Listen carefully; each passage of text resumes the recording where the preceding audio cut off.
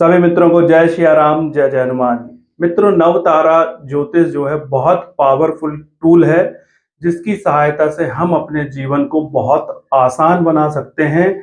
हम अपने जीवन के बारे में बहुत कुछ जान सकते हैं, जैसे कि हमारे जन्म नक्षत्र के अनुसार हमारे मित्र नक्षत्र कौन से हैं, हमारे अति मित्र नक्षत्र कौन से हैं, हमारा साधक नक्षत्र कौन सा है। इसी के साथ साथ हमारे को जो विपत्ति दे सकता है और हमारे सामने समस्याएं खड़ी कर सकता है, वो नक्षत्र कौन सा है, वध नक्षत्र कौन सा है जिसमें सबसे ज्यादा समस्याएं आती हैं। नव तारा ज्योतिष का उपयोग करके हम ये जान सकते हैं कि हमारा लाइफ पार्टनर कैसा है, उसका जन्म नक्षत्र और हमारा जन्म नक्षत्र कौन से नक्षत्र हैं, क्या वे मित्र हैं या विपत्ति वाले हैं।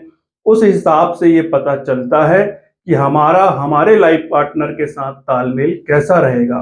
इसी तरह से हम अपनी संतान के बारे में जान सकते हैं कि हमारे बच्चों का जन्म नक्षत्र और हमारा जन्म नक्षत्र क्या वो मित्र हैं या मित्र नहीं हैं, क्या समस्याएं आ सकती हैं, इनकी रेमेडी क्या हो सकती है। इसी तरह से यदि आप कोई पार्टनरशिप का बिजनेस करने जा रहे हैं, कोई पार्टनर बनाने जा रहे हैं, तो भी आप ये देख सकते हैं कि आपके पार्टनर का जन्म नक्षत्र और आपका जन्म नक्षत्र क्या मित्र हैं या विपत तारे में है या साधक तारे में है या प्रत्यरी तारा में है या वध तारा में है। इस कैलकुलेशन के माध्यम से आप बहुत आसानी से ये जान सकते हो कि आपके जीवन में किसी व्यक्ति का कितना योगदान रहने वाला है, कैसा योगदान रहने वाला है, कौन सा व्यक्ति आपके लिए शुभ है या कौन सा व्यक्ति आपके लिए समस्याएं खड़ी कर सकता है। इस पद्धति का उपयोग आप हर एक चीज के लिए कर सकते हैं। आप मुहूर्त निकालने के लिए इस पद्धति का उपयोग कर सकते हैं। आपको कोई बड़ी डील करनी है, कोई प्रॉपर्टी खरीदनी है, कोई बिजनेस शुरू करना है, कोई अच्छी यात्रा करनी है, तो आपको अपने मित्र तारे, अति मित्र तारे, क्षेम तारा या साधक तारा, ऐसे नक्षत्रों का चुनाव करना चाहिए जो इन नक्षत्रों में पड़ रहे हों, तो आपके काम सफल होंगे, आपको भरपूर लाभ मिलेगा। लेकिन वहीं दूसरी तरफ यदि आपने अपने अच्छे कामों की शुरुआत विपत तारे पे कर दी, प्रत्यरी तारे पे कर दी या वध तारे पे कर दी, तो आपको जीवन में बहुत सारी समस्याएं आ सकती हैं। दोस्तों, कुछ उदाहरण से समझते हैं कि नव तारा ज्योतिष का उपयोग किस तरह से देवी देवताओं ने भी किया है। जब वो मनुष्य जन्म लेकर पृथ्वी पर आए तो उन्होंने भी नक्षत्र ज्योतिष का भरपूर उपयोग किया है। यदि आप कभी उज्जैन गए हैं या कभी जाएं तो वहां पर सांदीपनी आश्रम है।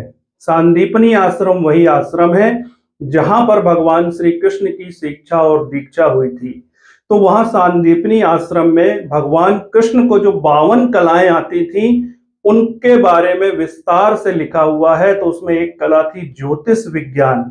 जी हाँ दोस्तों, भगवान श्री कृष्ण भी अपने जीवन में ज्योतिष विज्ञान का उपयोग करते थे। अभी मैं आपको कुछ उदाहरण देता हूं जिससे ये बात आपको जानने में आसानी हो जाएगी। भगवान शिव की शिवलिंग के रूप में जो उत्पत्ति हुई है वो आर्द्रा नक्षत्र में हुई है। आर्द्रा नक्षत्र के अति मित्र नक्षत्र हैं मृगशिरा नक्षत्र। मृगशिरा नक्षत्र के जो देवता हैं वो हैं चंद्रदेव। तो आपको पता है कि चंद्रमा को भगवान शिव ने अपने मस्तक पर धारण किया है। इसी तरह से मृगशिरा नक्षत्र के जो मित्र पशु हैं वो हैं सर्प देवता। तो भगवान शिव ने सर्प को अपने गले में धारण किया हुआ है। यदि हम बात करते हैं भगवान श्री राम की, तो भगवान श्री राम का जन्म पुनर्वसु नक्षत्र में हुआ है। दोस्तों, एक ग्रह के 3 नक्षत्र होते हैं, उन 3 नक्षत्रों का वो स्वामी ग्रह होता है, उन 3 नक्षत्रों की लॉर्डशिप उसके पास होती है। तो राहु देव की लॉर्डशिप है आर्द्रा नक्षत्र में, स्वाति नक्षत्र में और शतभिषा नक्षत्र में। अब भगवान श्री राम के लिए जो आर्द्रा नक्षत्र है, स्वाति नक्षत्र है और शतभिषा नक्षत्र है, ये तीनों श्री राम जी के अति मित्र नक्षत्र हैं। तो भगवान शिव की शिवलिंग के रूप में जो उत्पत्ति हुई है वो आर्द्रा नक्षत्र में हुई है। तो भगवान श्री राम के लिए भगवान शिव जी या शिवलिंग जो है वो अति मित्र है। और आपको पता है भगवान श्री राम ने रामेश्वर में रामेश्वरम शिवलिंग की स्थापना की थी, उनका सहयोग लिया था, उनकी पूजा अर्चन करके अपना कार्य प्रारंभ किया था, वो कार्य जो उनके लिए सबसे ज्यादा महत्वपूर्ण था। इसी तरह से भगवान श्री हनुमान जी स्वाति नक्षत्र में जन्मे हैं, जो भगवान श्री राम के लिए अति मित्र है। और आपको ये पता है कि भगवान श्री राम के सारे काम किसने किए, तो वो श्री हनुमान जी ने किए। भगवान श्री राम ने भी पूरे जीवन अपने अति मित्र को अपने साथ में रखा, उनसे भरपूर सहयोग लिया। अब दोस्तों बात करते हैं भगवान श्री कृष्ण की। तो भगवान श्री कृष्ण का जन्म हुआ था रोहिणी नक्षत्र में। रोहिणी नक्षत्र के अति मित्र नक्षत्र है कृतिका नक्षत्र। कृतिका नक्षत्र की जो आकृति है वो किसी भी तरह का धारदार हथियार हो सकता है। तो भगवान श्री कृष्ण ने हमेशा सुदर्शन चक्र को अपने साथ रखा। इसी तरह से कृतिका नक्षत्र के जो मित्र पक्षी हैं वो है मोर। तो भगवान श्री कृष्ण ने मोर पंख को सदैव अपने सिर पर धारण किया। और भगवान श्री कृष्ण के जन्म नक्षत्र रोहिणी नक्षत्र से जो चौथा नक्षत्र है वो है पुनर्वसु नक्षत्र। क्योंकि चौथा नक्षत्र भी हमारे लिए अच्छा होता है, फलदायक होता है, लाभदायक होता है। तो पुनर्वसु नक्षत्र के जो मित्र वृक्ष है वो है बांस। तो बांस की बांसुरी को भगवान श्री कृष्ण ने पूरे जीवन अपने साथ रखा। तो दोस्तों जब भगवान पृथ्वी पर जन्म लेकर आते हैं, मनुष्य रूप में आते हैं, तो वो भी ज्योतिष का उपयोग करते हैं, नक्षत्र विज्ञान का उपयोग करते हैं। तो हम मनुष्यों के लिए भी ये एक अपॉर्चुनिटी हो सकती है, एक बहुत बड़ा अवसर हो सकता है कि हम इस बात को जानें कि हमारे लिए कौन सा ग्रह हमारा मित्र ग्रह है, कौन सा ग्रह हमारे लिए अति मित्र ग्रह है, कौन सा ग्रह हमारे लिए विपत्ति या प्रत्यरि या वध वाला है, ताकि हम उन चीजों को अपने जीवन में बैलेंस कर सकें। हम ऐसे लोगों के साथ मित्रता कर सकें जो हमारे जन्म नक्षत्र के अनुकूल हैं। ऐसे लोगों से हम दूरी बना सकें जो अपने जन्म नक्षत्र के अनुकूल ना हो। हम अपने सारे काम अपने अनुकूल नक्षत्रों में कर सकें। तो इन सारी चीजों पर इस वीडियो में मैं आपको जानकारी देने वाला हूं। तो आइए वीडियो को शुरू करते हैं। दोस्तों नवतारा ज्योतिष का अध्ययन करने के लिए, नवतारा ज्योतिष का उपयोग करने के लिए सबसे पहले आपको जरूरत पड़ेगी आपके जन्म नक्षत्र की। तो आप अपने जन्म नक्षत्र को दो तरीकों से जान सकते हैं। जन्म नक्षत्र, पहला तरीका यह है कि आप गूगल का उपयोग करिए। आप गूगल में अपनी जन्म तिथि टाइप करिए और उसके सामने लिख दीजिए पंचांग। जन्म तिथि में आपको सब कुछ लिखना है, आपकी जन्म की तारीख, आपके जन्म का महीना और आपके जन्म का वर्ष यानी सन, और उसके सामने आप पंचांग लिख देंगे तो पूरी डिटेल गूगल में आ जाएगी। उसमें देखिए कि चंद्रमा जिस नक्षत्र में है, चंद्रमा जिस नक्षत्र में है वही आपका जन्म नक्षत्र है। दूसरा तरीका जन्म नक्षत्र जानने का यह हो सकता है कि आप किसी भी कुंडली सॉफ्टवेयर में अपनी पूरी डिटेल डालिए और उसमें पंचांग वाले कॉलम में जाइए, तो वहां पर भी चंद्रमा जिस नक्षत्र में बैठे हैं वही आपका जन्म नक्षत्र है। तो बड़ी आसानी से आप अपने जन्म नक्षत्र को जान सकते हैं। अब दोस्तों बात करते हैं कि नवतारा ज्योतिष का हमें कैसे उपयोग करना है। तो सबसे पहले आपको एक सूची चाहिए, एक लिस्ट चाहिए कि आपके लिए कौन सा नक्षत्र या कौन सा ग्रह, कौन सा तारा बनेगा। तो सबसे पहले है जन्म तारा। तो दोस्तों यहां पर मैंने लिख दिया है, एक नंबर का जो आपका तारा आएगा वो जन्म तारा है, दूसरे नंबर का जो तारा आएगा वो संपत तारा है, तीसरे नंबर का विपत तारा है, चौथे नंबर का जो तारा है वो क्षैम तारा है, पांचवें नंबर का तारा प्रत्यरि तारा है, छठवें नंबर का जो तारा आएगा वो साधक है, सातवें नंबर का तारा वध तारा है, आठवें नंबर का तारा मित्र तारा है और नौवें नंबर का जो ग्रह है वो आपका अति मित्र तारा है। अब दोस्तों इनके बारे में भी समझ लें। जब आपका कोई जन्म तारा मिलता है आपको, कोई भी ग्रह या कोई भी नक्षत्र, तो जन्म का मतलब होता है किसी भी तरह की नई शुरुआत भी हो सकती है। और इसके नेगेटिव वे पे अगर हम जाएं तो हमारे हेल्थ यानी हमारे स्वास्थ्य को लेकर ये तारा अच्छा नहीं है, यानी हमारा स्वास्थ्य खराब हो सकता है। ये जन्म तारे के रिजल्ट हैं। दूसरा तारा है संपत तारा। तो जो भी ग्रह या जो भी नक्षत्र संपत तारा बनता है यानी उसके माध्यम से हमें संपत्ति मिलने वाली है, वो हमारे लिए वेल्थ क्रिएटर है, वो हमें संपत्ति देने वाला तारा है। तीसरा जो तारा है, तो जो भी ग्रह और जो भी नक्षत्र विपत तारे में पड़ रहा है वो हमें विपत्ति देने वाला है। दोस्तों यहां पर मैं एक एग्जाम्पल आपको और देने वाला हूं। महात्मा गांधी,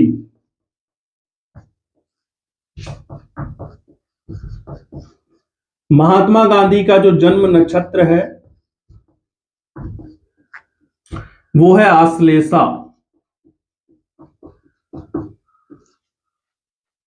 और उनकी जो मृत्यु हुई उस समय जो नक्षत्र था वो था हस्ता नक्षत्र। दोस्तों महात्मा गांधी का जन्म नक्षत्र था आश्लेषा नक्षत्र और उनकी मृत्यु का जो नक्षत्र था वो था हस्ता नक्षत्र, जिसको हस्त भी बोलते हैं या हस्ता बोलते हैं। तो दोस्तों आश्लेषा नक्षत्र से यदि हस्ता नक्षत्र तक गिनती की जाए तो ये 5वें नंबर का तारा है, यानी प्रत्यरी तारा है। प्रत्यरी तारा का मतलब होता है कि प्रत्याघात करने वाला, आघात करने वाला, यानी नुकसान देने वाला, समस्याएं खड़ी करने वाला, विपत्तियां देने वाला तारा। इसमें 7वां तारा भी वही है, वध तारा। ये भी हमारे जीवन में बहुत बड़ी बड़ी समस्याएं खड़ी कर सकता है, हमें अनेक तरह की समस्याओं से ग्रसित कर सकता है, हमारे सामने अनेक तरह की समस्याएं खड़ी कर सकता है। तो जो भी ग्रह या जो भी नक्षत्र हमारा 3रा, 5वां और 7वां तारा बन रहा है वो हमारे लिए डेंजर है, वो हमारे लिए समस्याएं खड़ी कर सकता है, वो हमें तकलीफें दे सकता है। एक उदाहरण मैंने आपको दिया महात्मा गांधी जी का। उदाहरण बहुत सारे हो सकते हैं लेकिन हमें शॉर्ट में चीजों को समझना है। दोस्तों 6वां जो तारा होता है वो होता है साधक तारा, यानी कहीं ना कहीं हमारे लिए अपॉर्चुनिटी पैदा करता है, हमारे लिए अवसर खड़े करता है, हमारे लिए अवसर बनाता है। तो ये भी अच्छा तारा है। 8वां तारा तो आप नाम से ही देख रहे हैं कि मित्र तारा है, तो हमारे लिए वो बहुत अच्छा है, फायदेमंद है। और अति मित्र जो तारा है वो हमारे लिए सबसे ज्यादा पावरफुल मित्र है, हमारा सबसे अच्छा मित्र है। वो हमारे जीवन के हर एक क्षेत्र को बेहतर बनाने वाला है। तो अपने अति मित्र तारे को हमेशा पावरफुल रखना है, स्ट्रांग रखना है। अभी दोस्तों मैं 27 नक्षत्रों के नाम यहां पर लिख रहा हूं।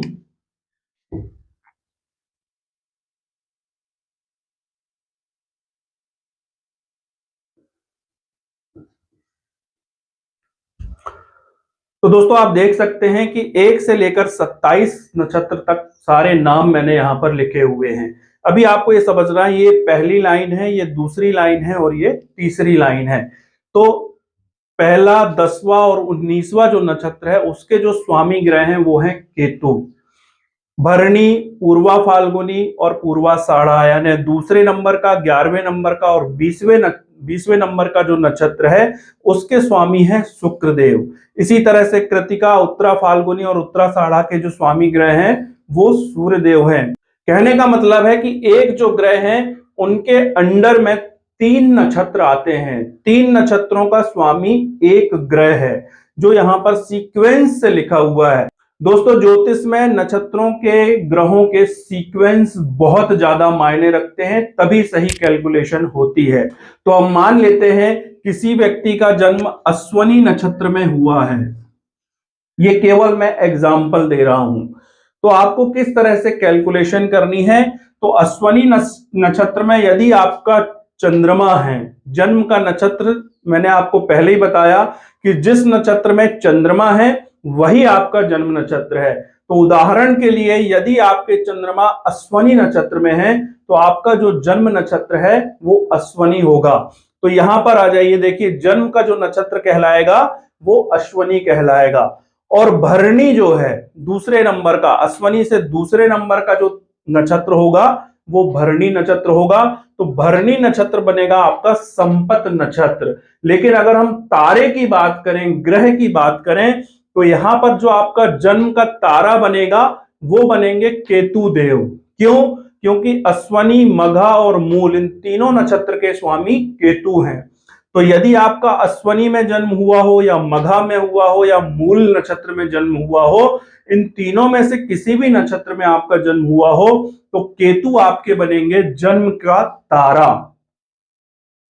आप समझ गए होंगे, नक्षत्र अलग देखना है और उनका ग्रह अलग देखना है, जो 9 तारे में से एक होगा। यदि किसी व्यक्ति का जन्म भरणी नक्षत्र में हुआ है तो उसके लिए जन्म नक्षत्र बन जाएगा भरणी। और ग्रह जो बनेगा, नव तारा जो बनेगा वो बनेगा शुक्र, जन्म का। इसी तरह से आप हर एक चीज का देख सकते हैं, संपत का, विपत का, क्षेम का, प्रत्यरी का और अति मित्र तक। अगर हम अश्वनी की ही बात करें तो अश्वनी के लिए भरणी तो बन गया संपत तारा, लेकिन कृतिका नक्षत्र बनेगा विपत तारा। और ग्रह की बात करें तो सूर्य देव विपत तारे में आ जाएंगे। तो कहीं ना कहीं जब भी सूर्य की दशा आएगी, वो चाहे कोई भी दशा हो, महादशा, अंतरदशा, प्रत्यंतर दशा से लेके सूक्ष्म दशा तक, या किसी भी तरह से नक्षत्र लेवल में जब भी सूर्य एक्टिवेट होंगे, तो वो जो दिन है आपका, वो आपका दिन अच्छा नहीं जाएगा, उसमें कोई ना कोई समस्या आपको आ सकती है, क्योंकि वो आपका विपत तारा है। तो इस तरह से आप हर एक तारे को देख सकते हैं। अश्वनी नक्षत्र में जन्म हुआ है तो चौथा तारा रोहिणी तारा है। अब जो क्षेम तारा है वो अच्छा तारा है, हमारे लिए हीलिंग का तारा माना गया है। तो ये हर एक चीज को हील करता है, हमारे जीवन के जितने भी क्षेत्र हैं, हमारी हेल्थ हो सकती है, हमारी वेल्थ हो सकती है, हमारी रिलेशनशिप हो सकती है, हमारा बिजनेस, हमारा कैरियर, हर एक चीज को हील करने वाला जो तारा है वो क्षेम तारा है। अब दोस्तों, जो मैंने उदाहरण आपको बताए हैं देवताओं के, उनको अगर समझा जाए तो मैंने आपको बताया कि शिवलिंग की उत्पत्ति जो है वो आर्द्रा नक्षत्र में हुई। आर्द्रा नक्षत्र से जस्ट पहले वाला जो नक्षत्र है वो है मृगशिरा। हमेशा ध्यान रखिएगा, जो 27वां नक्षत्र है, 27वां, हमेशा ध्यान रखिएगा, जो 27वां नक्षत्र है वो आपका अति मित्र तारा है। आपके जन्म से जस्ट पहले वाला जो तारा है या नक्षत्र है वो आपके लिए 27वां नक्षत्र है। उसके स्वामी ग्रह भी आपके लिए बहुत शुभ परिणामदायक होंगे। उस नक्षत्र की जो आकृति है, देवता है, उसके मित्र वृक्ष हैं, उसके मित्र पशु हैं, वो सब आपके लिए अति मित्र कहलाएंगे। जब आप उनको अपने जीवन में शामिल करोगे, उनका उपयोग करोगे, उनकी सेवा करोगे, तो आपको एक ऐसा मित्र मिलेगा, ऐसा अति मित्र मिलेगा कुदरती, जैसा भगवान श्री राम को हनुमान जी मिले। इतनी सी बात से आप समझ जाइए, हनुमान जी जैसा मित्र, अति मित्र, जो आपके हर एक संकट के समय आपके सामने खड़ा है, जो आपके लिए वरदान है, तो वो कौन सा है? वो है आपका 27वां नक्षत्र। किसी व्यक्ति का जन्म यदि अश्वनी नक्षत्र में हुआ है तो उसके लिए जो 27वां नक्षत्र होगा वो ये होगा रेवती नक्षत्र। यदि किसी व्यक्ति का जन्म भरणी नक्षत्र में हुआ है तो उसका जो 27वां नक्षत्र है वो अश्वनी नक्षत्र होगा। जन्म नक्षत्र से बिल्कुल पहले वाला नक्षत्र 27वां नक्षत्र कहलाता है। ये हमारा अति मित्र नक्षत्र है। भगवान शिव का मैंने उदाहरण दिया था कि शिवलिंग की उत्पत्ति आर्द्रा नक्षत्र में हुई है, और आर्द्रा नक्षत्र से बिल्कुल पहले वाला नक्षत्र है मृगशिरा नक्षत्र। तो मृगशिरा नक्षत्र के जो देवता हैं वो हैं चंद्रदेव, जो मैंने आपको बताया भगवान शिव के मस्तक में उन्होंने धारण किया है। और मृगशिरा के मित्र पशु जो हैं वो हैं सर्प देवता, जिसको भगवान शिव ने अपने गले में धारण किया है। भगवान राम का जो जन्म हुआ वो पुनर्वसु नक्षत्र में हुआ। इससे जस्ट पहले वाला जो नक्षत्र है वो आर्द्रा है, आर्द्रा है। और यहाँ पर स्वाति और शतभिषा, ये तीनों नक्षत्र जो हैं वो राहु देव के अंडर में आते हैं। तो आर्द्रा नक्षत्र में भगवान शिव का जन्म हुआ या शिवलिंग की उत्पत्ति हुई। तो भगवान राम ने शिवलिंग की स्थापना की अपने बहुत महत्वपूर्ण कार्यों से पहले। और भगवान राम का ही स्टेटमेंट है कि दुनिया में भगवान राम हर एक व्यक्ति को क्षमा कर सकते हैं, लेकिन शिव का द्रोही जो भी व्यक्ति होगा उसको भगवान श्री राम कभी क्षमा नहीं करते हैं। तो भगवान शिव से इतना प्रेम है राम जी को। और स्वाति नक्षत्र में हनुमान जी का जन्म हुआ है, तो वो भी इनके श्री राम के अति मित्र नक्षत्र में है। तो इस तरह से हमें नक्षत्रों की कैलकुलेशन करनी है। अब देखिए, इसका एक शॉर्टकट तरीका भी है कि हमें जानना है कि कौन सा तारा यानी कौन सा ग्रह हमारे लिए जन्म का है, संपत का है, विपत का है। तो इसका शॉर्टकट तरीका यह है कि आप अपनी कुंडली में जाइए और सबसे पहले ग्रह को देखिए कि किस ग्रह की दशा आपको शुरू हुई। वो इनमें से कोई भी हो सकता है, केतु, शुक्र, सूर्य, चंद्र, मंगल, राहु, गुरु, शनि, बुध, इनमें से कोई भी हो सकता है। तो उससे आपको पता चल जाएगा, यहीं से आप सीधा सीधा कैलकुलेशन कर सकते हैं। मान लीजिए कि आपका जन्म केतु के नक्षत्र में हुआ है, यानी आपको जो पहली दशा मिली है वो केतु की मिली है। वो कब मिलेगी? जब आपका चंद्रमा अश्वनी, मघा या मूल किसी भी एक नक्षत्र में होगा, तो आपको जो पहली महादशा मिलेगी वो केतु की मिलेगी। मैंने अपने वीडियो में चंद्रमा से रिलेटेड वीडियो भी डाला हुआ है कि चंद्रमा हमारा सबकॉन्शियस माइंड है, और चंद्रमा जिस नक्षत्र में होता है उसके ग्रह स्वामी की ही हमको दशा मिलती है, और वहीं से हमारा जीवन तय हो जाता है। क्योंकि कुंडली में सैकड़ों योग हों या सैकड़ों दोष हों, लेकिन रिजल्ट हमेशा दशा से मिलते हैं। तो जब हम पैदा होते हैं तभी चीजें निर्धारित हो जाती हैं। इसीलिए कहा गया, हुई है वही जो राम रचि राखा। यही है राम जी की रचना, जो ज्योतिष के माध्यम से आपको पता चलती है।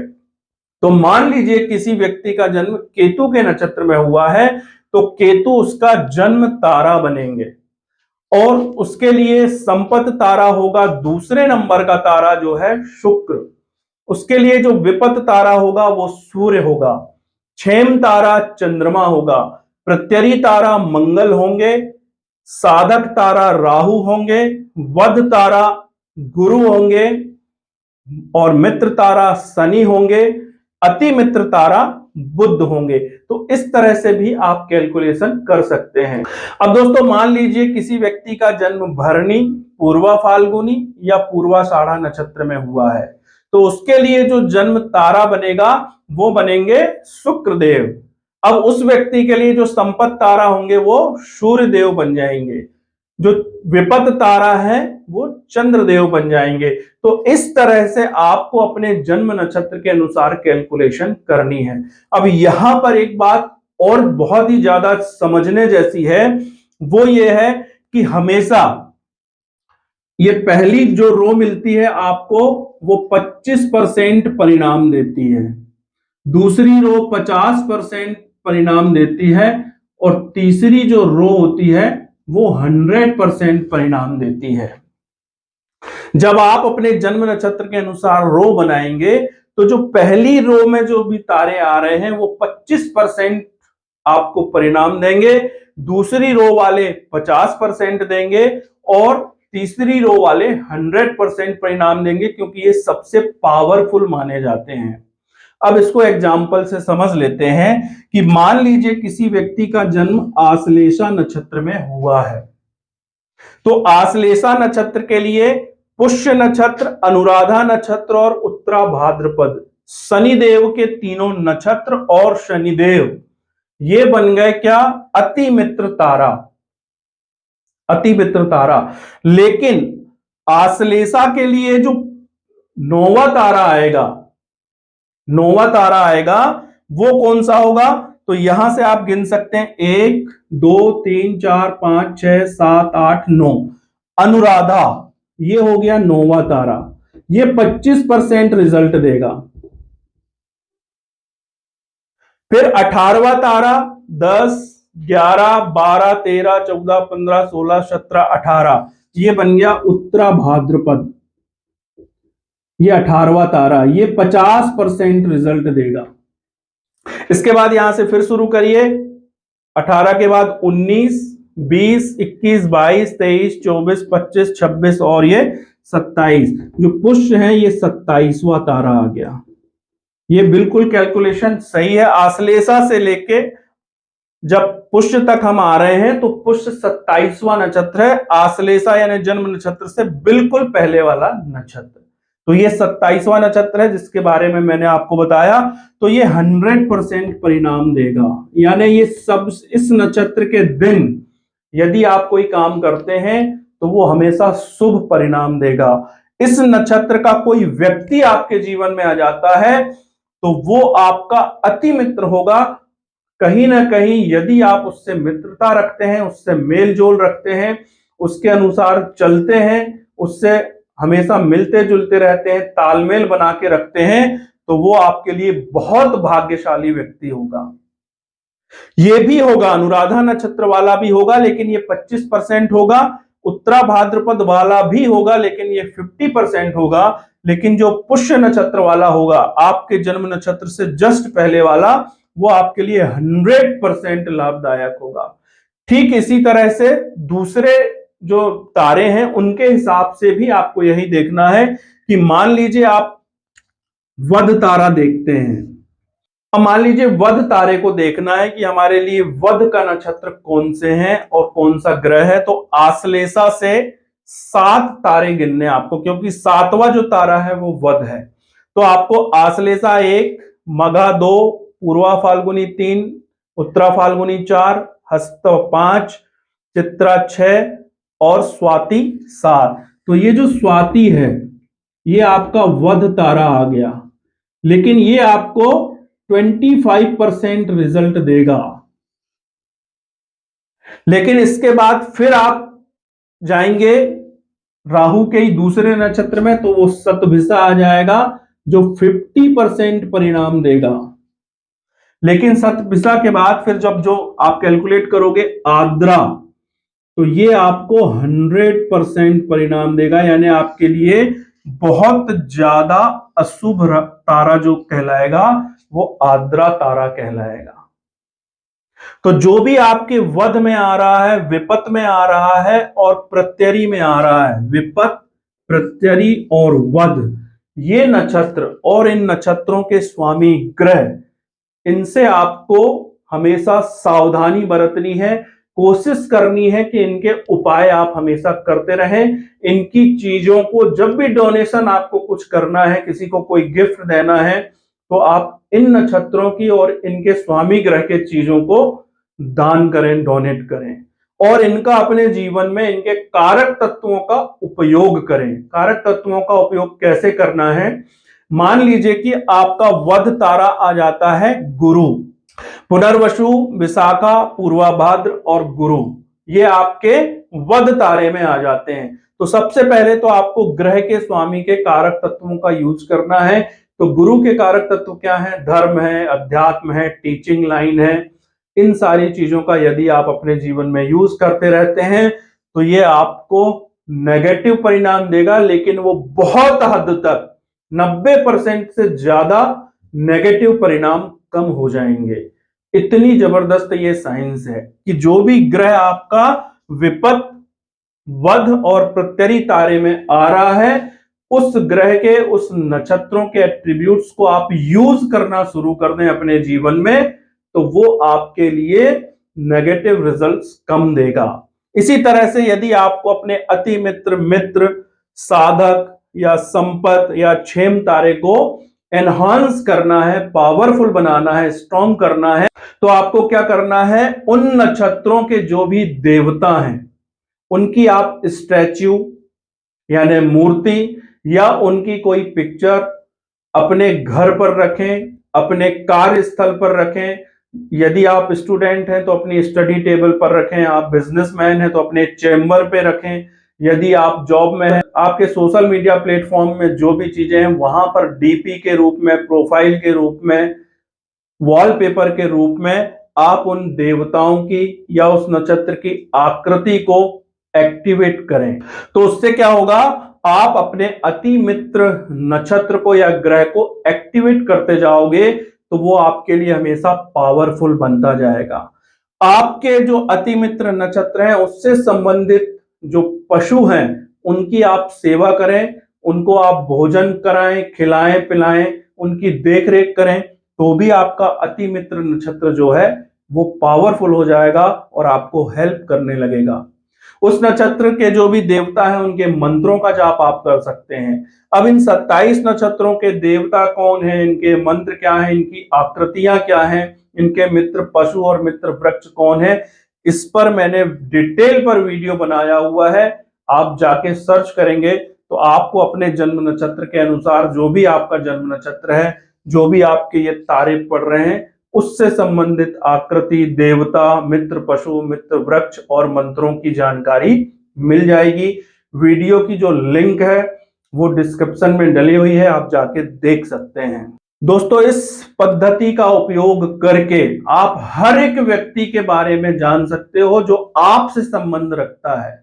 आपका कोई लाइफ पार्टनर है तो वो देखिए किस तारे में आ रहा है, बस उसी तारे के अनुसार आपका और उसका तालमेल होगा, 100% होगा। आप चेक कर लीजिएगा। यदि वो मित्र के रूप में आ रहा है तो वो मित्र के समान होगा, अति मित्र के रूप में आ रहा है तो अति मित्र के समान होगा। लेकिन यदि वो वध में, विपत में या प्रत्ययी में आ रहा है तो जब से वो लाइफ पार्टनर आपकी जिंदगी में आया है आपको कुछ ना कुछ समस्याएं लगी रह सकती हैं। ये नक्षत्र ज्योतिष बता देता है। आपकी संतान का आपके साथ संबंध कैसा रहना है वो भी इस विधि से आप जान सकते हैं। आपकी कोई बहुत बड़ी कंपनी है, आप मैनेजर रखने जा रहे हैं, आप सीईओ रखने जा रहे हैं, तो आप देखिए कि आपके जन्म नक्षत्र से उसका जन्म नक्षत्र किस तारे में है। यदि वो इस कैलकुलेशन में आता है कि वो आपका मित्र, अति मित्र, साधक, क्षेम या संपत तारा बनता है तो वो निश्चित तौर पर आपको फायदा देगा, आपकी कंपनी को प्रॉफिट में पहुंचाएगा। लेकिन यदि वो विपत, प्रत्ययी या वध तारे में है तो आपको उससे बहुत नुकसान हो सकता है। इसी तरह से आप कोई चीज लेने जा रहे हैं, आप बाइक लेने जा रहे हैं या कार खरीदने जा रहे हैं, आप कोई बड़ी प्रॉपर्टी लेने जा रहे हैं, तो दिन देख लीजिए, दिन किस नक्षत्र का दिन पड़ रहा है। इसके देखने का बहुत आसान तरीका है। हर रोज आप देख सकते हैं चंद्रमा जिस नक्षत्र में है उस नक्षत्र से अपने नक्षत्र की कैलकुलेशन करके आप जान सकते हैं कि कौन सा दिन आपके लिए बहुत अच्छा रहने वाला है। यदि आपके अति मित्र वाले नक्षत्रों वाला दिन है तो वो आपके लिए बहुत ही बढ़िया रहने वाला है। मित्र वाले दिन भी आपके लिए बहुत बढ़िया रहने वाले हैं। साधक वाले भी, क्षेम वाले भी, संपत वाले भी आपके लिए बहुत अच्छे रहने वाले हैं। जन्म नक्षत्र को न्यूट्रल माना जाता है, ना तो ये बहुत अच्छा है और ना बहुत खराब है। लेकिन इस नक्षत्र के दिन आपको अपने हेल्थ का विशेष तौर पर ध्यान रखना है। आपका कोई नया प्रोजेक्ट है, कोई नया काम है, उसके होने की संभावना भी जन्म नक्षत्र के दिन बढ़ जाती है, वो जन्म नक्षत्र के दिन पूरी हो सकती है। तो इस तरह से ये नक्षत्र का विज्ञान है। दोस्तों, चूंकि वीडियो बहुत लंबा हो रहा है, बहुत बड़ा हो रहा है, तो इनके बारे में और भी जानकारियां हम अपने वीडियोस में देते रहेंगे। यदि आपने अभी तक हमारे चैनल को सब्सक्राइब नहीं किया है तो फटाफट चैनल को सब्सक्राइब कर लें, क्योंकि हम अपने चैनल में सुलझा हुआ ज्योतिष विज्ञान ज्यादा से ज्यादा लोगों तक पहुंचाना चाहते हैं। यही हमारा मकसद है। तो जो बेसिक लेवल से लेकर एडवांस लेवल तक का होगा, वीडियोस को ज्यादा से ज्यादा लोगों में शेयर करें, लाइक करें, कुछ पूछना है तो कमेंट करें, आप हमें सहयोग करें। हम आपको बहुत ही अद्भुत अद्भुत जानकारियां जो ज्योतिष से संबंधित, धर्म से संबंधित, अध्यात्म से संबंधित और आपके सबकॉन्शियस माइंड से संबंधित हो सकती हैं, अपने इस यूट्यूब चैनल में दे रहे हैं। तो दोस्तों, मिलते हैं अगले वीडियो में। बहुत बहुत धन्यवाद। नमस्कार।